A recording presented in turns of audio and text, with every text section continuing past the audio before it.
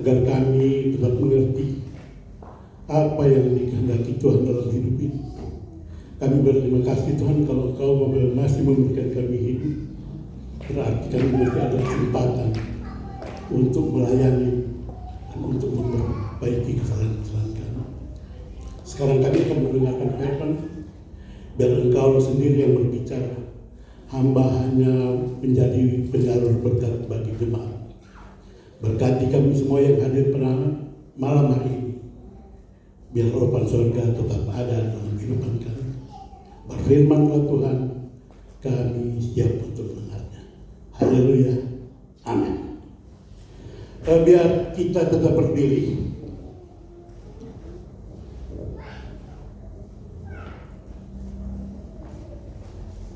Kita buka Alkitab kita yang terdapat dalam 1 Korintus 15 ayat yang ke-17.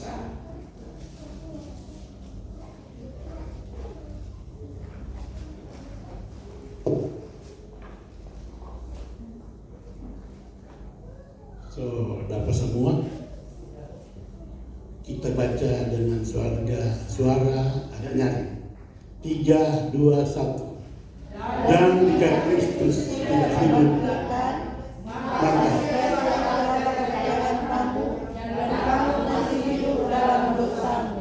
sekali lagi. Dan jika Kristus tidak dibangkitkan, maka sia-sialah kepercayaan dan kamu masih hidup dalam dosa. Puji Tuhan, silakan duduk. Ayat ini mengatakan bahwa dan jika Kristus tidak dibangkitkan, maka 1. Sia-sialah kepercayaan kita. 2. Dan kamu masih hidup dalam dosa. Tapi puji nama Tuhan dan bersyukur kepada Tuhan bahwa Tuhan yang kita sembah telah bangkit dan hidup.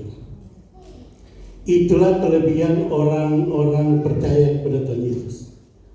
Karena tak ada satupun kepercayaan dunia ini yang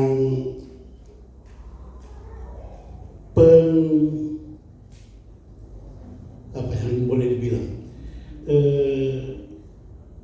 perantaranya, nabinya yang hidup kecuali Yesus. Kenapa?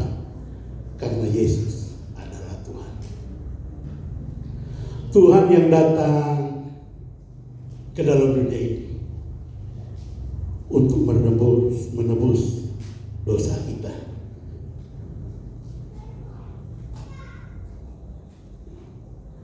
Dan sekarang bersyukurlah kita karena mempunyai Yesus Kristus Tuhan yang telah mengalahkan maut.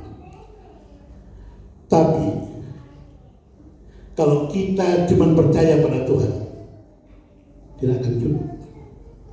Kalau kita cuma percaya bahwa Tuhan telah hidup, Tuhan telah bangkit, dan Tuhan telah menyelamatkan kita, tidak cukup.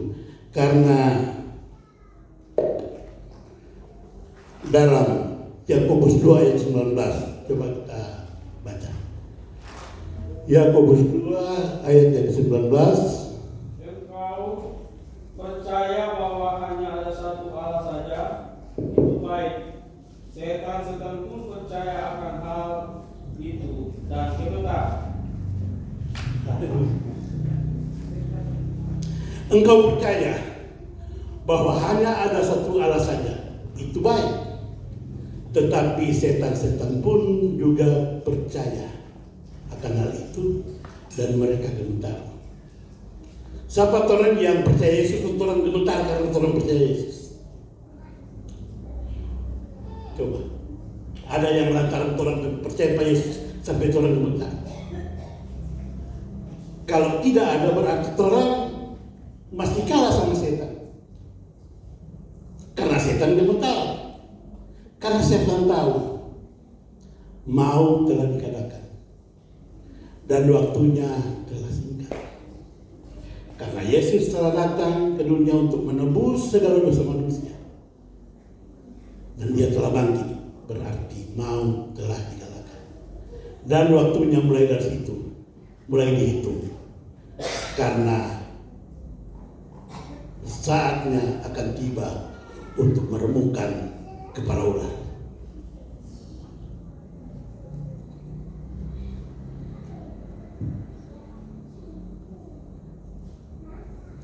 Jadi kita bukan saja percaya, tapi kita harus mengasihi Tuhan, karena Tuhan adalah kasih.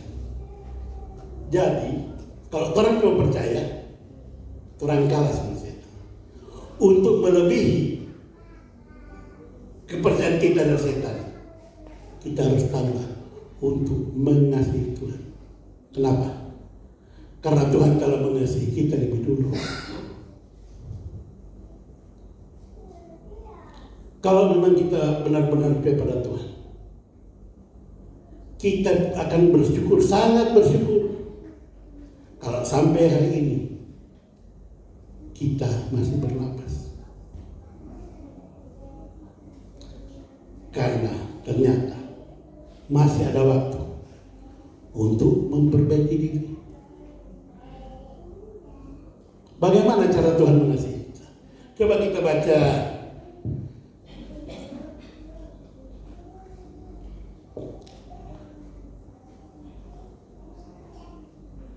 Matius 22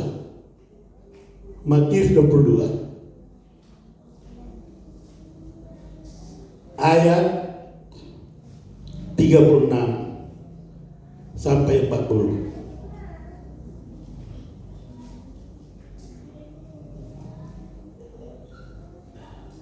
Guru, hukum manakah yang terutama dalam hukum Taurat?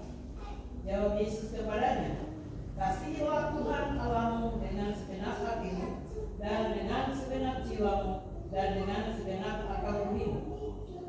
Itulah hukum yang terutama dan yang pertama. Dan hukum yang kedua yang sama dengan itu ialah, kasihilah sesamamu manusia seperti dirimu sendiri. Pada kedua hukum inilah tergantung seluruh hukum Taurat dan kitab para nabi. Haleluya. Jadi dalam percaya kepada Tuhan, kalau kita sama-sama percaya, level kita kan masih dicetak lebih kuat. Tapi kalau kita tambahkan kasih, karena kasih adalah hukum dari dasar segala hukum. Tak ada hukum yang lebih tinggi dari kasih. Karena apapun yang kita lakukan, sebejat apapun kelakuan kita, tapi karena kasih Tuhan, meskipun dosamu merah seperti kain kesumba, Tuhan dapat memutihkan seperti bulu domba. Karena kasih. Tuhan adalah kasih. Untuk itu, kalau kita benar-benar percaya kepada Tuhan, harus ada kasih dalam kehidupan kita. Karena Yohanes 3 ayat 16. Coba kita baca. Sudah perlu teman teks, itu kan orang semua.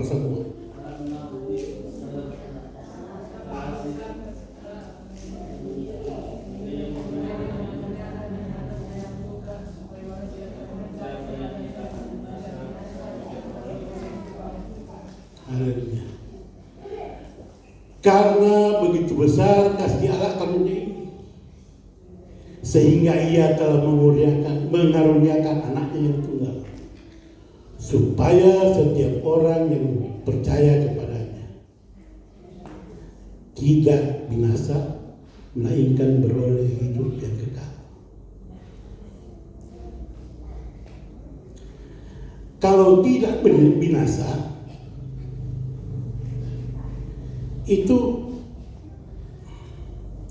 karena kan di dalam neraka juga kita tidak mati. kita tetap hidup dan merasakan penyiksaan dari bagaimana itu? Pokoknya tidak pernah habis. Kekal sampai kekal.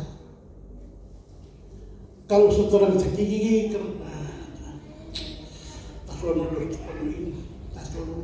tasono kan tidak ada perasa walaupun sudah sebentar begini atau sakit apapun pasti ada akhirnya. Tapi kalau di neraka dari kekal sampai kekal. Jadi selain percaya pada Tuhan, kita harus mengasihi Tuhan. Karena dengan mengasihi Tuhan, kita beroleh hidup yang kekal. Inilah yang kita cari. Dan untuk perolehan hidup yang kekal ditentukan dengan hidup kita yang masih di dunia ini, yang masih fana ini. Kalau orang somati sampai dengan solid, dia solid mau masuk neraka atau mau masuk surga tergantung kelakuannya, perilakunya, ketaatannya waktu dia masih hidup. Kalau Tuhan akan datang sebagai hakim yang adil. Untuk itu manfaatkanlah kehidupan yang sampai saat ini masih kita terima. Bersyukurlah karena kita masih boleh menghirup napas yang diberikan oleh Tuhan. Kita masih diberikan Tuhan kesempatan untuk memperbaiki diri. Kita masih diberikan Tuhan kesempatan untuk memperbaiki kesalahan. Dan kita masih diberikan Tuhan kesempatan untuk memuji dan membesarkan namanya. Dan kita masih diberikan kesempatan oleh Tuhan untuk mempraktekkan kasih Tuhan yang ada pada kita. Karena dengan begitu kita akan memperoleh hidup yang kekal.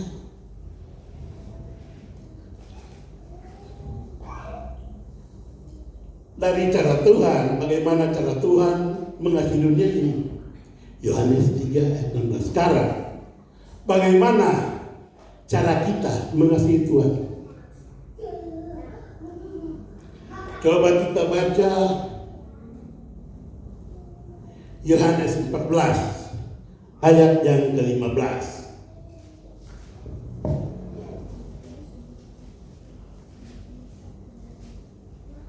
Jikalau kamu mengasihi Aku, kamu akan menuruti segala perintah. Haleluya. Jikalau kamu mengasihi Aku, kamu akan menuruti segala perintah.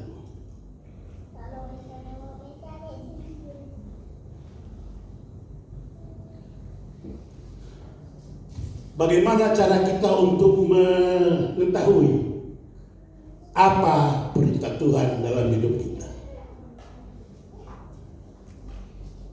Semua ada di sini. Semua ada dalam Alkitab. Jadi kalau saudara tidak pernah ada waktu untuk membaca Alkitab, bagaimana kita dapat mengetahui perintah Tuhan hari ini apa for kita? Untuk itu, mari sediakan waktu untuk Tuhan membaca Alkitab. Karena dari situ kita mengetahui, oh, Tuhan tidak bilang tak kita hari ini begini. Dan saudara, kalau cuma membaca Alkitab, cuma baca sama dengan koran, habis baca, habis begitu. Kita harus minta hikmat kepada Tuhan, agar Tuhan dapat memberi pengetahuan, supaya apa yang kita baca, apa yang kita dengar, kalau dari Tuhan, kita mengerti dan kita dapat melakukannya. Karena Tuhan akan memberikan kepada kita pencobaan tidak akan melebihi kekuatan kita. Nggak mungkin orang musurupa sampai jadi kecil ini. Amin. Mer, agak akan ember ada PI. Orang mau suruh Pak Adel itu, dek, Anda akan dapat Pak pemperonda jantung. Sama Tuhan juga seperti itu pada kita. Tidak mungkin Dia akan memberikan kamu pencobaan melebihi apa yang kamu boleh lakukan, boleh menerimanya.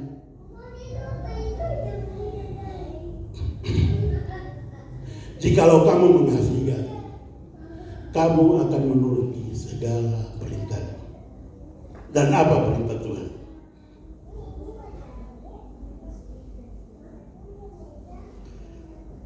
Bagi istri-istri terima orang baca Yakobus 14 ayat 15.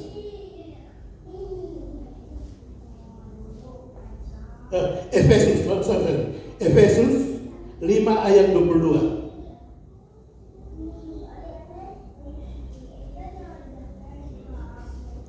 Efesus 5 ayat 22. Hai istri, tunduklah kepada suamimu seperti kepada Tuhan. Haleluya. Hai istri, tunduklah kepada suamimu seperti kepada Tuhan. Mungkin ada sebagian nyana di sini. Istri akan bilang, Bu Gembala atau Pak Pendeta atau kepada itu bilang begini, Ibu kok ingin tahu kita suami kelakuan. Dia kalau habis pulang kerja, apalagi dia kalau mabuk, apa yang ada pada tangan itu yang dia bagi patoran. Jadi orang dengan anak-anak kalau udah balik dia suka mari. Orang mau kunci di kamar dia waktu bersedia dalam kolom tempat tidur supaya mau terhindar. Kong ini tuh orang mesti tunduk. Banyak sekali alasan dari para wanita untuk membantah firman ini. Karena om paling tahu begini kita PK itu apa kelakuan begini. Dia kalau kasih duit bagi kita taruhlah umpama hari Sabtu dia kasih 1 juta. Tapi hari Minggu dia semua minta uang untuk 500. Belum ada Senin, kotor mau makan apa? Laki begini orang tunduk. Tapi ingat, Tuhan tidak akan memberikan pencobaan lebih dari kemampuan kita. Itu Pak istri. Sekarang coba Pak suami. Suami Efesus 5 ayat 25. Hai suami, kasihilah istrimu sebagaimana Kristus telah mengasihi jemaat dan telah menyerahkan dirinya baginya. Haleluya. Begitu. Suaminya akan berbilang begitu. Kalau Pak Pendeta tahu kita suami, kita istri, kita baru masuk dalam pekerjaan dia tadi. Belum kita dapat buah suara, 100 kata yang dia kasih. Dan bukan cuma itu. DP Panjemburu. Kita, ini ilustrasi. Kita dari kantor atau datang pekerja, kebetulan kita ada tamang yang mau baku atur pekerjaan baru, kebetulan di jalan roda. Kita pergi ke situ, sampai di sana ada cewek yang jual parfum. Supaya parfum laku, dia spoil ke kita.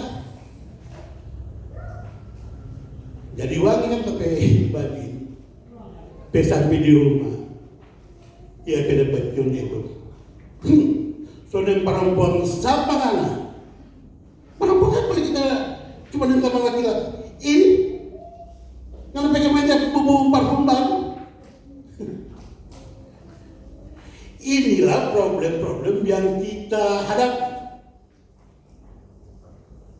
Anak-anak. Bagi anak-anak, coba orang baca Matius 19 ayat 19.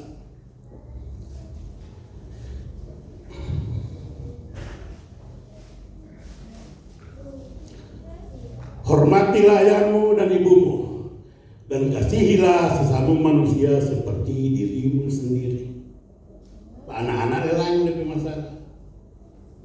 Aduh, pak kita ke rumah kalau mama dan papa sama kuda apa? Sudah tahu dia bilang apa? Dua-dua baku veto. Jadi kita dong saja perhatikan. Jadi inilah pekerjaan-pekerjaan iblis yang ditaruh dalam rumah tangga kita. Karena rumah tangga adalah sarana paling kecil dari gereja. Kalau rumah tangga kacau, pasti gereja juga akan menerima dampaknya. Jadi inilah kita harus menjaga dari masing-masing kita sebagai anak, sebagai suami atau sebagai istri. Kita mempunyai peran masing-masing untuk mengikuti yang tadi. Kalau kamu mengasihi aku, kamu harus menuruti segala perintahku.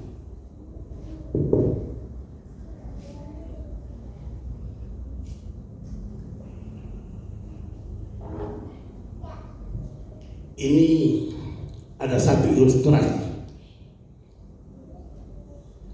mengenai hubungan suami istri.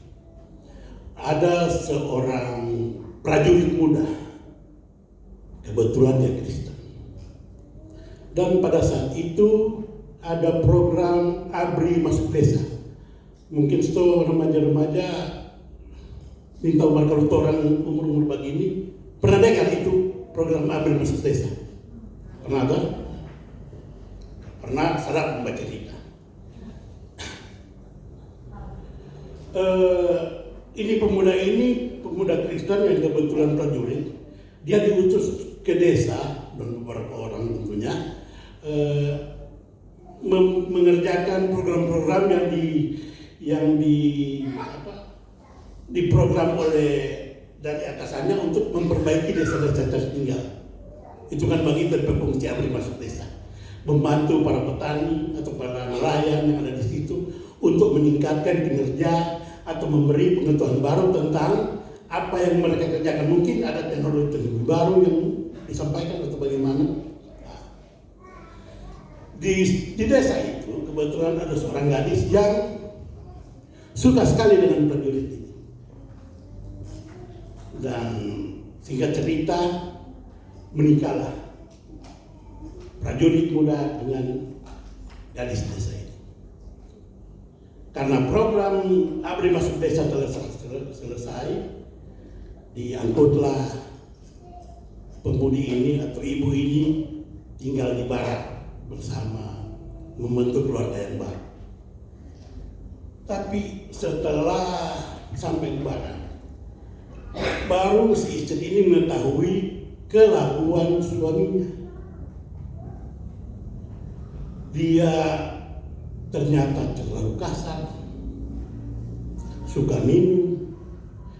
Karena sebagai prajurit, dorang kotek dimulai melawan atasan. Dan apa yang dilakukan atasan kepada dirinya, dia lampiaskan kepada istrinya. Jadi kalau umpama dia ada pasrah di kantor atau ada kesalahan-kesalahan yang dibuat dan dia harus mendapat hukuman, dia akan singgah di warung minum. Setelah minum dia dapat ingat tuh DP komandan DP dia, malah DP air mata.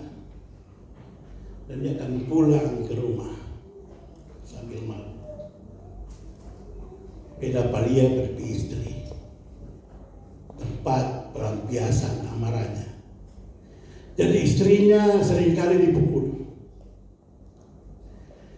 Satu kali istrinya datang ke pendeta. Dan karena pemuda ini, wanita ini masuk Kristen. Jadi mungkin dia dari latar belakang apa, karena kawin dengan prajurit masuk Kristen. Dan karena dia rasa hidupnya terlalu sakit, seakan-akan bagaimana ini kita di desa, kita di mana serta dari Kristen, so kawin malah kepada pukul lagi ini, dia pikir pendeta. Kita mencari justru. setengah mati kita hidup. Kalau sudah disatukan Tuhan, jangan diceraikan manusia. Ini boleh cerai. Karena saya tahu engkau mampu menghadapi persoalan ini. Nah, dari cerai pulang. Setelah pulang, beberapa saat kemudian ulang dari laki dong serat di kantor. No, kalau sesat kantor dia sasaran amukan. Begitu deh. Pulang ke rumah sehingga minum, menangis, pergi pak istri. Sekarang pegang pukul. Dia injak dengan skop. Orang buang di pendeta ulang, pendeta. Sekarang bukan cuma pukul. So injang dan skop. Pendeta bilang kalau begitu, ngana menyanyi. Kan memang boleh cerai. Jadi, menyanyi apa? Tiap langkahku diatur oleh Tuhan. Gitu. Dia menyanyi itu. Dan itu berlangsung hampir setiap saat. Pokoknya kalau laki-laki dapat marah di kantor, sehingga minum, menangis, pulang dia injak, bawa gitu terus. Satu kali prajurit ini dapat tugas ke Tinting. Prajurit out.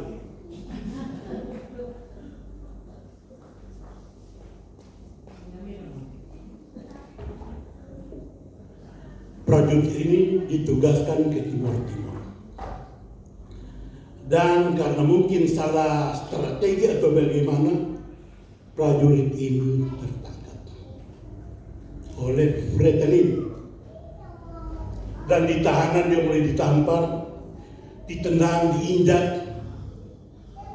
Oh Tuhan, ini dan selama ini tapi istri deras.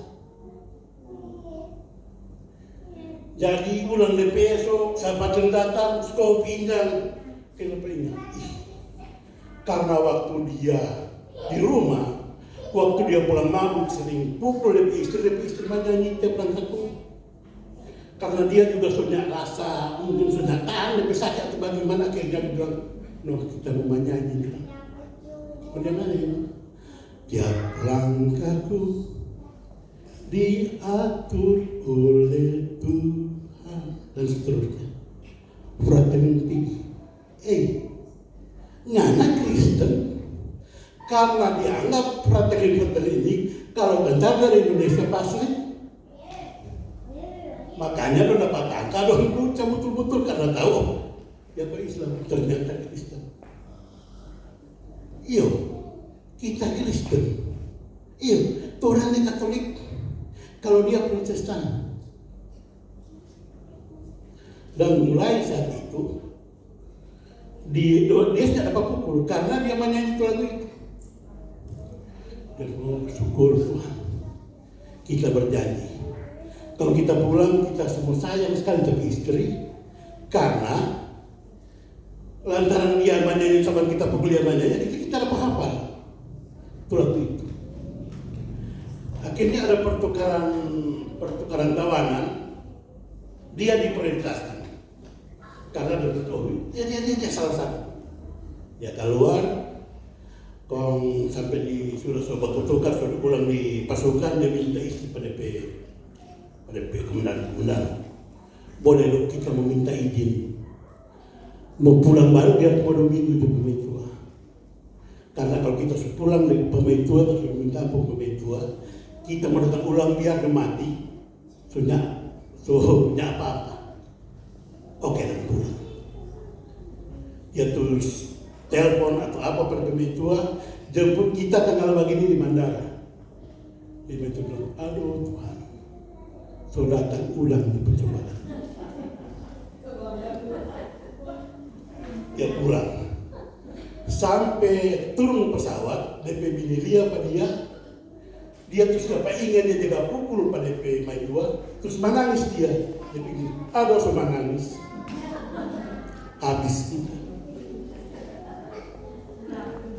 Ia berjalan terus berkuda, pesona berbalik dari mata lele tak ada istri. Sampai dia ke berlutut, kuncium dekat. Mulai saat ini, biar komandan dan seluruh ada yang di samping kami ini dengar, terlebih Tuhan, kita semua pukul pada istri, kita semua sayang pada dia dan semua jaga pada dia. Kalau kita bertahan dalam penderitaan yang Tuhan berikan, ada kemuliaan Tuhan pada akhirnya. Haleluya. Itu dari segi keluarga. Sekarang bagaimana kalau segi penyakit? Karena kan Tuhan, kita sudah melayani, kita sudah setia, kita sebagai pendukung, siapa kita dapat sakit ini kan Tuhan? Apakah Tuhan tidak ada? Kenapa ada orang sana ya? Sampai kita pulang dari kerja atau mana dong pekerja pada situ terus minum, menyanyi sampai mabuk pagi, pulang orang minum, apa begitu? Sehat.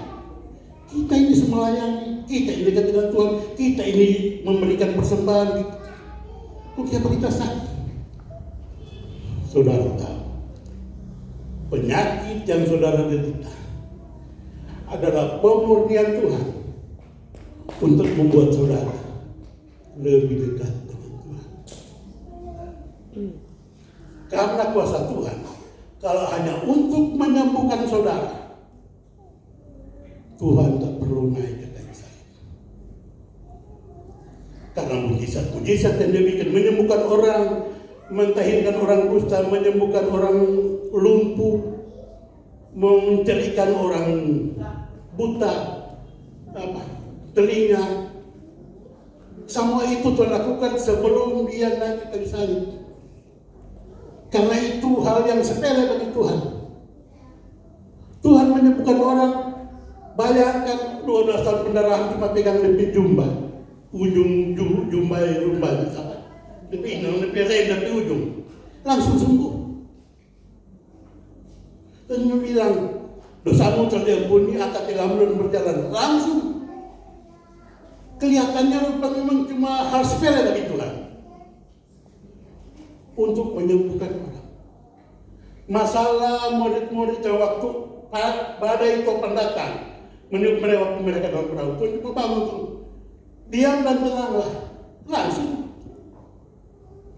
Tapi untuk keselamatan kita, dia harus lahir ke kayu salib. Bagaimana penderitaan Tuhan? Dia yang Tuhan, yang Allah yang Maha Tinggi, turun ke dunia menjadi manusia dan merelakan dirinya dipukul, diludahi, ditelanjangi untuk menebus kita. Jadi kalau cuma sakit bikin orang yang datang ke gereja, ingat, waktu zaman Tuhan Yesus, orang sakit yang menemui Tuhan Yesus. Sekarang orang sakit telepon, sama akan. Apakah dunia ini sudah terbalik? Karena mama Tuhan itu suatu wakil Tuhan. Tapi anak, tapi cucu, tapi suami, tapi sakit. Kau nggak mau berolakan. Mental kita telah berubah. Kalau pendeta atau komisi apapun yang ditugaskan,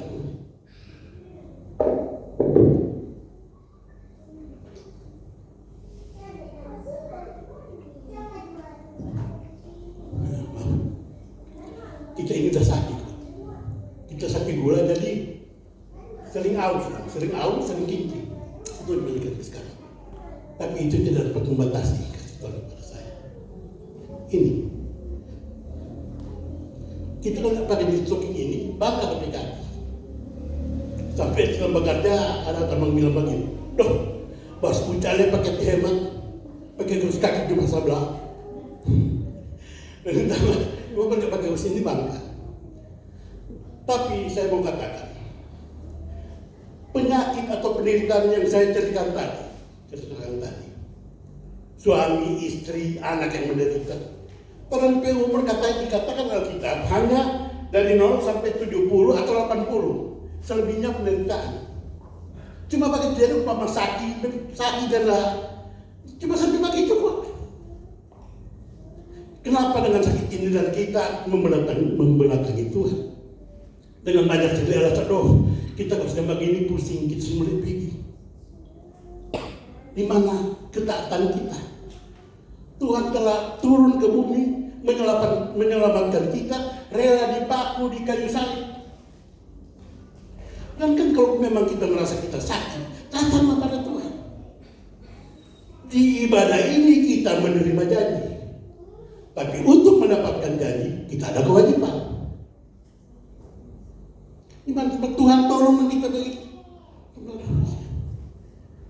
Anak mengerti firman.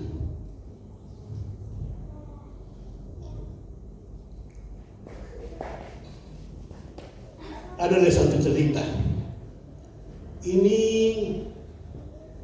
kalau saudara ingat, ini waktu Ibu Grace dan Pak Fen waktu mau khotbah, tapi kan tidak khotbah, dia cuma bawa televisi dan CD, komputer dibuka.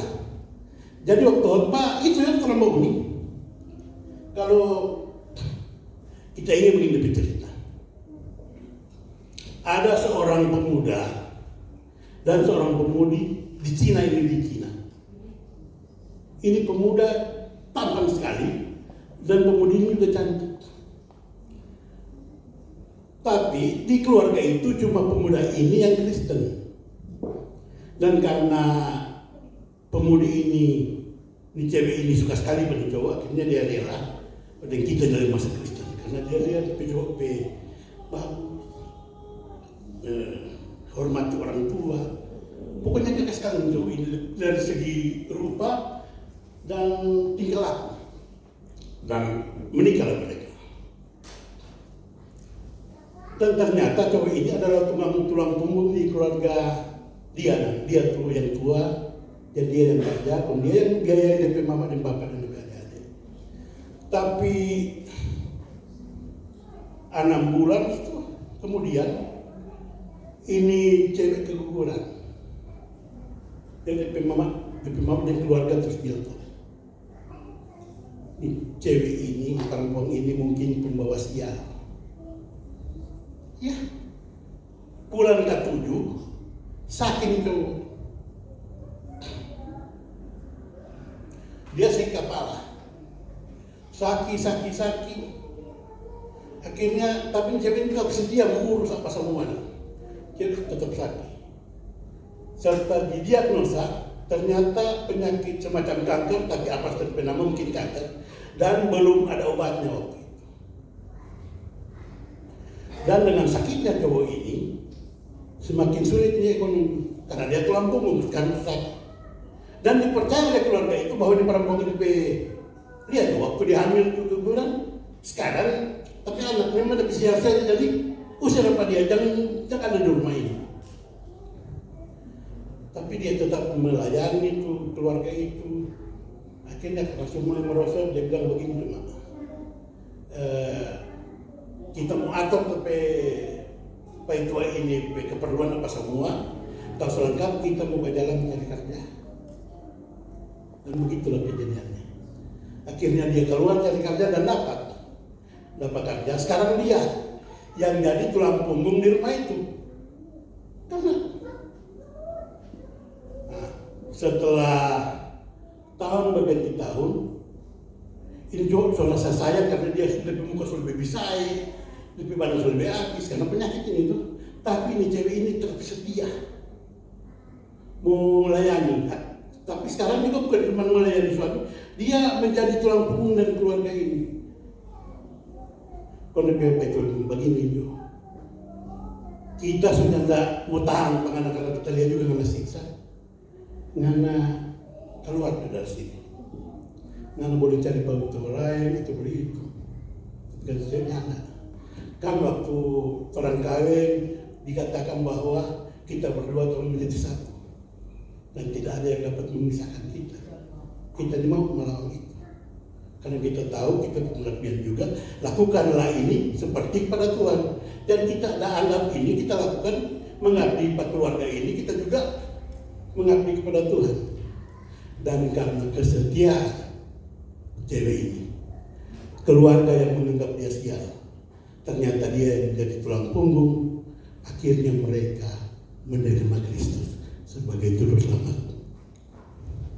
Betapa indahnya kalau kita tetap mengandalkan Tuhan, apapun yang terjadi dalam kita percaya saja bahwa pencobaan yang kita alami hanya pencobaan biasa, tidak melebihi dari kekuatan kita.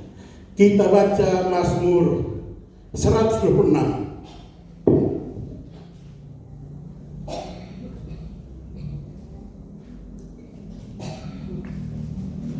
Mazmur 126 ayat 4, 5 dan 6. Pulihkanlah keadaan kami ya Tuhan, seperti memulihkan batang air kering di tanah Negev. Orang-orang yang menaruh dengan mencucurkan air mata akan menuai dengan bersorak-sorai. Orang yang berjalan maju dan menangis sambil menangis benih, pasti pulang dengan sorak-sorai sambil membawa berkas-berkasnya. Haleluya. Ini proses yang harus kita jalani. Pulihkanlah batang air di tanah Negev, itu sungai. Kalau pada musim kering, terus sungai itu orang sudah tahu kalau itu pernah ada air lah karena kering berontak. Dan ini proses yang harus kita jalani. Hasilnya kita baca Mazmur 126 ayat 1 sampai 3. Ketika Tuhan memulihkan keadaan Sion, keadaan kita seperti orang yang bermimpi. Pada waktu itu mulut kita penuh dengan tawa dan lidah kita dengan sorak-sorai. Pada waktu itu dikatakan di antara bangsa-bangsa, Tuhan telah melakukan perbuatan besar kepada mereka. Tuhan telah melakukan perbuatan besar kepada kita, maka kita bersukacita. Haleluya. Kalau kita refrain kembali kepada ulang, waktu itu ya boleh dibilang tangga, ini tangga ini. Ada lihat di bait tua sana turun tangga pesawat sambil menangis. Dia kan jadi takut. Tapi setelah itu tentara cium di kaki dan mengatakan bahwa dia sedang akan memukul, Tuhan telah melakukan perkara besar kepada kita, maka kita bersukacita. Kita sebagai mimpi dan mulut kita akan tertawa kalau kita melakukan itu dengan Tuhan. Berupa kita bilang di khotbah dia pasti dulu pasal tekniknya. Batu hanya batu kecil di tangan laut tidak akan berarti apa-apa. Tapi beserta Tuhan, batu yang kecil ini, batu yang biasa ini dapat membunuh Goliat dengan perlengkapan yang begitu, ketopong, baju sirap, perisai, tapi cuma dibunuh dengan batu yang kecil. Gideon cuma dengan 300 orang yang membawa sangkakala, buyung air dan obor. Itu sangkakala hanya alat musik, buyung air cuma tempat air, dan obor cuma sebagai penerang. Cuma itu. Tapi karena dengan Tuhan, sangkakala, buyung air dan obor dapat membunuh tentara Midian. Jangan disangka, tinggal minyak sedikit dan tepung. Belum dimakan satu kali habis. Tapi lihat, karena dengan Tuhan, sampai musim penghujan tiba, tetap minyak dan tepung tetap ada.